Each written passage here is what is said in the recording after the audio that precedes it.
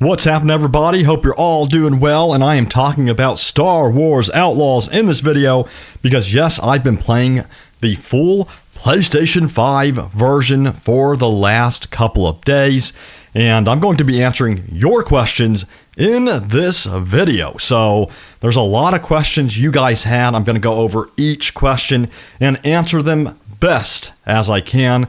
And before I begin, I gotta give a huge thanks and shout out to Ubisoft and Massive for sending me an early review copy of Star Wars Outlaws. Now, with that said, I'm going to be very honest and transparent with all of you, regardless of the fact that I received an early copy. So I'm going to be keeping my integrity intact, if you will, as a content creator, and making sure that I'm being honest about this game and answering your questions honestly. So that is very important to me, and I put you guys first. And by the way, all the gameplay you're seeing right here is gameplay I captured from the PlayStation 5 version. So I just want to make that clear. And I think the game looks absolutely gorgeous in most of the areas, and I'll be talking about that a little bit more. But first, let's jump to that first question from you guys. So this comes from Chad Gaming 8288, who said, "I'm looking forward to this game, Ryan. How open is the world? Is it as big as Assassin's Creed games?" And this is a very good question. So before this game even released, the creative director, Julian Garrity, spoke about this, and he said that if you take 2 to 3 of the zones from Assassin's Creed Odyssey, basically that is going to be the size of the planet map of Tashara. And Tashara, of course, is the new moon that's in this game, and it's absolutely stunning. I absolutely love this planet, and I can confirm that after traversing this planet on the speeder, it is quite massive indeed, and it's very well designed from my initial playthrough so far, and it seems like it's built specifically for the speeder in mind. I love the jumps on that planet. I love the different canyon walls that you can carve your speeder into to gain some speed. There's even some speed tunnels as well, where the winds of Tashara will gather, and that will give you a speed boost on the speeder. So I'm quite impressed with not only the size of the maps, but also the design of the maps as well. Now, if you look at a planet like Akiva, that's also a rather large map too, that appears to have been built for the speeder in mind. And then Tatooine is also another one of those open environments with a similar road type network system comparable to, Kiva and Tashara. And then also all 3 of these planets that I've mentioned so far have some really impressive city areas and outposts, and even the interior spaces look really, really cool. And there's a lot of detail here because of that snowdrop engine. So it's actually quite impressive considering the scope and scale of these planets. So, again, I was impressed with it. Now, Kajimi and then also Canto Bight, those are more focused on the city areas. Those don't have necessarily a wide open, expansive area for your speeder from what I've seen so far. But I'm not complaining because these city areas look absolutely stunning and add a lot of variety to the different planets. So it's refreshing to go to these areas and experience something totally different compared to the other planets. Now, let's talk about this right here. So, NOKH3382 asked, originally, you were talking about not liking the fact that you couldn't carry a secondary weapon. Did they accommodate you, or is it still the same system? If it's the latter, how much of a deal breaker is that for you? And this is a really good question. If you're not familiar with what they're talking about, I went to the preview event in California for Star Wars Outlaws, and what I discovered was that when you pick up the secondary weapons, you can't really carry them with you up a ladder. You can't take them with you when you get on Kay's speeder. She will drop them if you go into vents, and I found this quite frustrating during the preview event, and I came back, and I told you all about that on the channel. Again, I'm being very transparent with you all about some of the things that I do not like about this game. And in the full version of the game, this is still like this, unfortunately. But so far, during the main story quests this has not been a deal breaker for me just yet. So she will throw away these weapons if she climbs up a ladder, or if she gets on her speeder, or if she goes into a vent. But it hasn't been like a game-breaking experience so far. And I have to say that her blaster, her primary weapon, has actually grown on me, because during the preview event, I didn't really get to experience the rapid-fire module.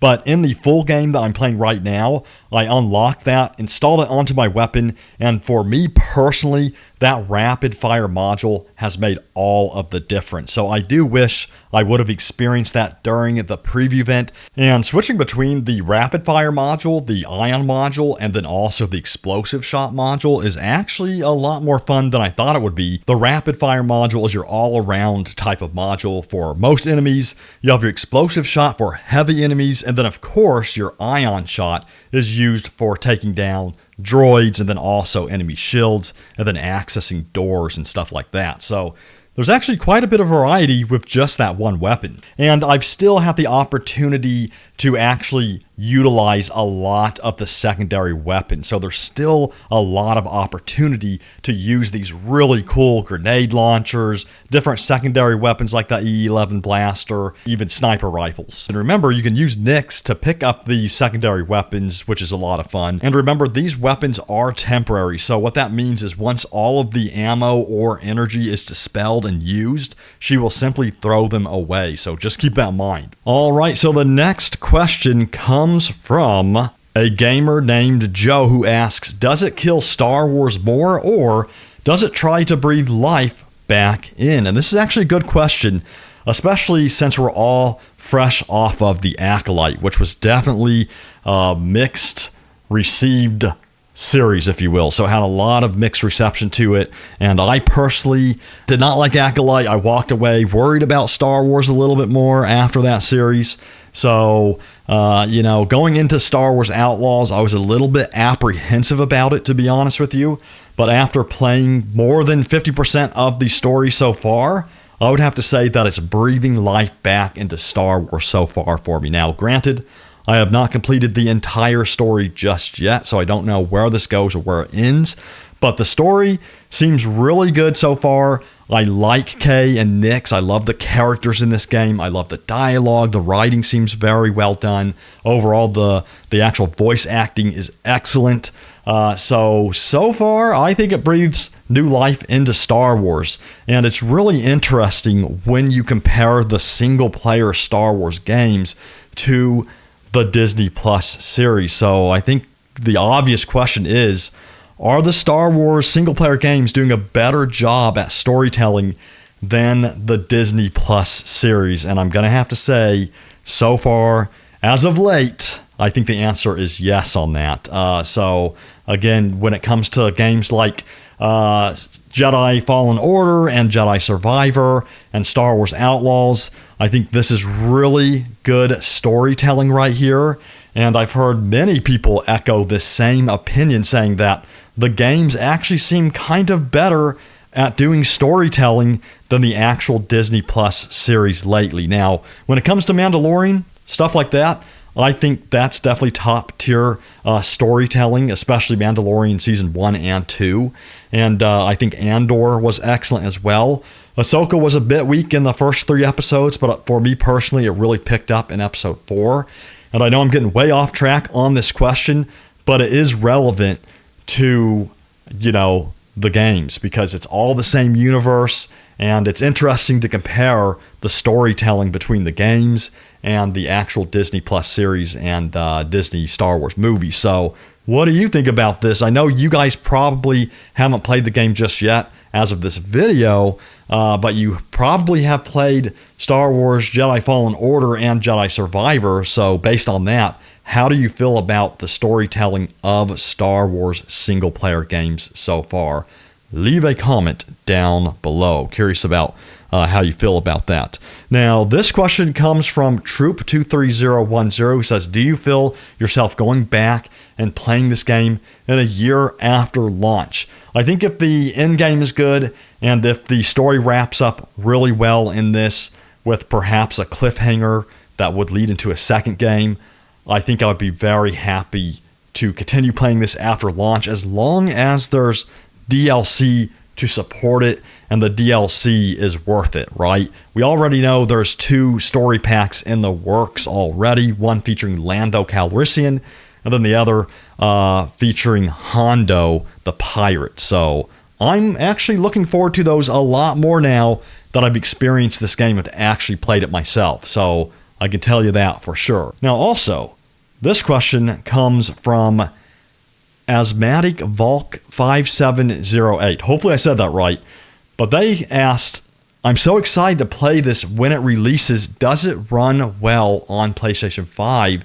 And the footage you're seeing is the footage I captured on the PlayStation 5. And I believe the footage you're seeing right now is actually in the 40 frames per second favor quality mode. That's what's called. There's also a performance 60 frames per second mode. And that looks good as well. And that's kind of mixed in this footage too. But overall, from my experience on the PlayStation 5, it has been excellent. I'm actually quite impressed that they were able to pull off a 60 frames per second mode, considering the scale and size of this game. And then also, as a bonus, they put that 40 frames per second mode in there, which I personally think is a must for now on. I think games definitely have to put in the 40 frames per second option because it's just a nice compromise between the quality 30 frames per second mode, which this game also has, and then also that performance 60 frames per second mode. So with the 40 frames per second mode, you're getting the best of both worlds. You're getting a clearer image with a higher resolution. The textures also appear to be better in the 40 frames per second mode compared to that 60 frames per second performance mode. I personally am leaning more towards playing with the 40 frames per second mode at the moment. So I kind of bounce back and forth between, choosing the 40 frames per second mode and the 60 frames per second mode. But as you can see here, the Imperial facilities look amazing. The different space stations look amazing. The streets of Canto Bight also look awesome. And then you have Tashara as well with its open fields, the water areas, the huge canyons, all of that stuff. So again, very impressed with what they pulled off. Now, it's a mixed bag in some areas. I did mention before that, Tatooine kind of looks rough in areas. And then also Akiva's water reflections definitely need improvement. So it's going to be interesting to see if next year brings us the PlayStation 5 Pro and then maybe an Xbox Series X Pro. And if we'll see updates and upgrades to Star Wars Outlaws. And I definitely think if they do updates to this game and provide us with a PlayStation 5 Pro version, it should be a free update, right? So I want to make that clear. We should not have to pay for like an upgrade to the PlayStation 5 Pro version. That is, if we are even getting a PlayStation 5 Pro next year. Okay, so the next question comes from Chris Nelson 4006, who asks, can you jump freely in the game? I hate how the AC games limit jumping to specific areas or situations. Also, how is the responsiveness in combat gameplay? This is actually a really good question. So, yes, you can jump freely, and I'm so glad that you can jump freely in this game. I personally don't like it when a game prevents you from jumping freely, so I totally agree with this sentiment about jumping in games. But other games, they can pull it off quite well. I don't think God of War allows jumping, if I'm not mistaken, and it actually works for that game design just fine. And Assassin's Creed, in some situations, it works just fine as well. But in my opinion, if I were designing a game, I would definitely allow the player to jump freely. And I can confirm that yes, Kay can jump freely in Star Wars Outlaws, which is great news. And in terms of the responsiveness in combat, I would have to say that it is very responsive, especially in the 60 frames per second mode. Now, if you step it down to 40 frames per second, you're going to lose some controller latency and responsiveness, but it's not that bad. And if you go down to 30 frames per second, you really start feeling the responsiveness decrease. So just want to let you know that. I personally never play in the 30 frames per second mode for this reason alone. So yeah, the 40 frames per second mode works great for a single player game. And then the 60 frames per second mode is the ultimate for responsiveness, and it's very responsive and it feels very good. Now, there's definitely some moments, though, where it feels a bit clunky, I will not lie. So there are certain situations where Kay will pick up her blaster and it doesn't really look like she's looking in the direction she should be looking, or she will not duck back and cover when she should be ducking back and cover. I've had some of those things happen. So there's definitely some oddities there in the controls that do rear its ugly head every now and then. I'm willing to forgive some of those strange things that happen every now and then. And besides, these things can easily be patched in upcoming patches, so it's nothing game breaking. And a user UF9DH2UN5F has this question. They want to know, how much HUD customization is there? I can't stand games where we can't remove 99% of the HUD. This is a good question too. So what I'm going to do is I boot up the game. I'm going to go ahead and go into the game, head over to the settings for you here, and take a look at the user interface options for you here, and just scroll through. So it looks like you have your general options with your text size, simple fonts, keywords, capitalization, color blind presets, increased contrast colors. You have HUD visibility here, which includes contextual HUD, minimal HUD, and then full HUD. I don't think I've seen an option where you can completely shut it off, which is definitely a bummer. I'm going to have to look at that closer, but I don't think I've really seen anything just yet that indicates you can have no HUD. Now, you can decrease the HUD size or increase it. You can have a HUD background on there for more visibility, player compass. So you can go ahead and customize all of these different options. I'm just going to scroll through here and show you them, so that way you can see all of the different options for the HUD in the game. But I'm not really seeing an area where you can just shut off the HUD altogether. Now, if I go to gameplay, maybe it's underneath there. We have enemy difficulty, player health, wanted difficulty, auto perfect cooling, always sprint. So you have some really cool gameplay options as well. But I do not see an option to shut off the HUD. So, you know, again, that's just something that they can patch in there. I'm kind of surprised that's not in there already. You have a bunch of control options as well. But, you know, they do have some impressive options with everything else, though. I think I'm really impressed with the display options. You have the ability to go into a cinematic display mode, which is kind of more like a widescreen experience. And that's meant to replicate the original Star Wars films, which is really cool. And then, of course, you have the performance mode, the quality mode, and then the favorite quality. And performance mode is 60 frames. The quality mode is 30 frames. And then the favorite quality is going to be the 40 frames per second mode. And then you have your different motion blur options as well. You actually have 3 different motion blur options. And that's the first game, I think, to my knowledge, that has done 3 separate motion blur options. So that's really cool. And then you got your film grain and chromatic aberration as well. So overall, even though you can't really shut off the HUD completely, it actually has a lot of different settings in it. And let me take a look at the audio settings as well for you all. So if you're curious about the audio settings, here they are. So you have a music frequency setting where you can do the default music frequency or low music frequency. So if you want to tone back the music a little bit more, you have that option, which is really cool. But I'm leaving it default because, in my opinion, the music is very good. And speaking of the music, Internet 2055 asks, is there original Star Wars music? And the answer to that question is, I believe there is. I would have to, I don't know, do you mean original music like from the movies, or do you mean like originally composed music specifically for this game? So it's more specifically composed music for this game, which is what I prefer because it just sounds incredible.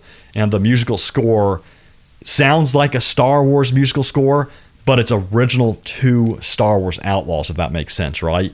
So I love it. I absolutely love the music. I was talking to my brother about that yesterday, and we both agreed that the musical score in this game is really well done. So hats off to the composer who did the music in this game. It sounds brilliant. I love it. And I'm leaving it on default setting there so that way the music keeps on playing. Now, let's talk about this here. This was posted by Neo Fulcrum 5013, who asked, do you have any favorite outfits for Kay? So this outfit right here that she's rocking, I really like this outfit. And then I got a newer outfit for her, which includes a red type of jacket. I think it looks really cool. I'll put it up on the screen for you all. And from the customization that I've seen in the game so far, there's some really cool outfits, some really cool weapon skins for her blaster. Nyx even has some outfits that Nyx can wear as well. So the customization in this game is actually pretty good, and you earn them as you complete missions in the game. So you'll be able to earn these, and then the important thing is when you go to your ship, there's a container in your ship where you'll receive your reward. So make sure you go to that container and receive your delivery items. Don't forget that. Now, Train Wakefield said, would have loved to see her use a saber. Does she have one, or more of a Han Solo type of game? So here's my opinion on this. I'm actually glad she does not use a lightsaber, because we already have that in Jedi Fallen Order and Jedi Survivor, and then also the upcoming third Jedi game, which is currently in the works. So if you want lightsaber combat, in my opinion, go over to Star Wars Jedi Fallen Order and the Jedi series. There's tons of that there, and the team at Respawn have done an incredible job with the lightsaber combat in the Jedi series. Now, with the Star Wars Outlaws game right here, it's a fresh breath of air, if you will, that she is using a blaster, and you feel like you're at this severe disadvantage when dealing with the Imperials, when going up against the Syndicates, and you have to be sneaky in some cases, and then in some cases you can go loud and start firing on the enemy. So there's definitely a lot of variety in the actual gameplay and the weapon combat. And then you can, of course, pick up those secondary weapons still and utilize those. There's a lot of variety in the secondary weapons, like grenade launchers, you have sniper rifles, E11 blasters, and so on and so forth. So that's really good. I love the blaster gameplay in this game. You know, I love third-person shooters. I'm a fan of first-person shooters, and I think that the Division team here, Massive Entertainment, has done an excellent job with Star Wars Outlaws, because of course they have experience with this with their Division games,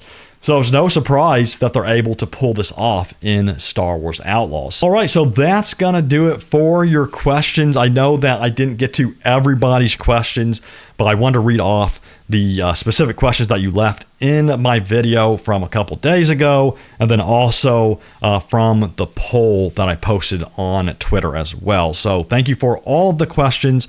Hopefully I answered as many as I could. I know there were some very specific questions about, like, you know, how the reputation affects the story, how the syndicates affect the story, are there different outcomes to the story, and I legit cannot answer those questions yet because I have not completed the game just yet. And again, I don't want to rush through this game. I want to enjoy it, which is what I'm currently doing. I'm having a blast with this game. I'm loving it. So the big question is, should you get Star Wars Outlaws? I think it's going to really come down to, is this your type of game? If you love games like Uncharted, you love single-player games, you love games like Jedi Fallen Order and Jedi Survivor, definitely get this game. It's totally worth it. There's so much content just already in the first sections that I played, and I think this series has a very bright future, especially if everyone gets behind it and enjoys it. I think most people will enjoy this game, and they're going to see that a lot of the hate out there for this game is actually unjustified. There's a lot of like negative clickbaity YouTubers out there that are trying to push negative views just for money. It's sad to see, but it's the truth. And I've experienced the game myself, and I would have to say that I'm having an absolute blast with it. I'm totally ignoring the negativity. And with that said, though, I've been completely transparent with you guys. This game is not perfect, but even with its flaws, I think the goodness of this game makes up for it and totally outpaces the flaws of this game, if that makes sense. So I'm loving it. I highly recommend it. I think it's totally worth getting. And I'm hoping that we see a lot more from Star Wars Outlaws in the future from Massive. But that's going to do it for the video, guys. I might do a second Q&A video in the future as well. But we are so close to release that you guys are going to be playing it anyway. So by then, I'm probably just going to start streaming again or doing something like that, because I'm so glad to be talking to you guys again about a really good Star Wars game that I'm actually excited about. It's good to be back again, creating content like this and talking with you all. But I will see you all later. Take it easy. Leave a comment down below. Say hi. And may the Force be with you always.